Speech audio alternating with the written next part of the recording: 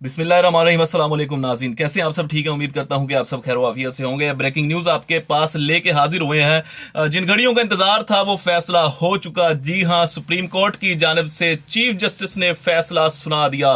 Election इल्तवा case जिसका इंतजार था आवाम को, और जो हुकूमत थी वो चाह रही थी कि इलेक्शन लेट हो, लेकिन दूसरी जानिब जो है दूसरी सियासी पार्टियां जो पीडीएम के खिलाफ हैं वो चाह रही थी कि इलेक्शन जल्दी हो।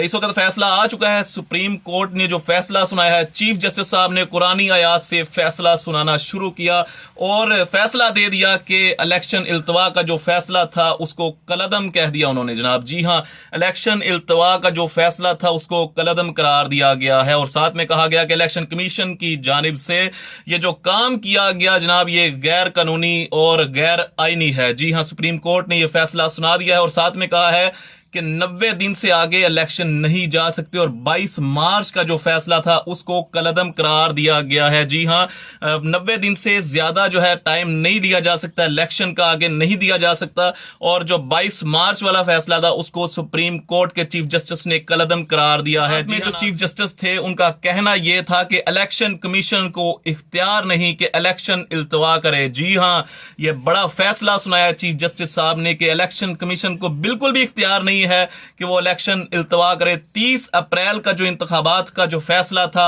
उसको बहाल कर दिया गया है। जी हां, 30 अप्रैल वाले इंतखाबात का जो फैसला था उसको बहाल कर दिया गया है और इलेक्शन जो है वो 30 अप्रैल को ही होगा। जी हां, इलेक्शन 30 अप्रैल को ही होगा, ये चीफ जस्टिस का कहना था। और साथ में उन्होंने ये कहा कि इलेक्शन कमीशन की वजह से 13 दिन जाया हुए और हुकूमत, लेकिन इसमें बात की जाए हुकूमत की तो हुकूमत नाज़रीन पहले ही कह चुकी है कि हम इस फैसले को कबूल नहीं करेंगे। अब आपने ये सोचना है कि कौन लोग इलेक्शन चाहते हैं और कौन लोग इलेक्शन नहीं चाहते। एक तरफ जनाब पीडीएम की तमाम जमातें, एक तरफ तहरीक इंसाफ है और एक तरफ जो है वो तहरीक लब्बैक या रसूलुल्लाह पाकिस्तान जो सियासी मैदान में बड़ों को हिला चुकी है। इस वक्त फैसला आ चुका है कि इलेक्शन जो है वो 30 अप्रैल को ही होगा। सुप्रीम कोर्ट के चीफ जस्टिस ने फैसला दे दिया है कि इलेक्शन इल्तवा केस जो है उसे कलअदम कर दिया गया है। जी हां, अब तैयारियां करनी है इलेक्शंस की और देखना यह है कि पीडीएम के जो लोग जो इस वक्त सब इकट्ठे हैं आने वाले वक्त में क्या अलग-अलग होते हैं, क्या तीर और शेर जो हैं वो अलग होते हैं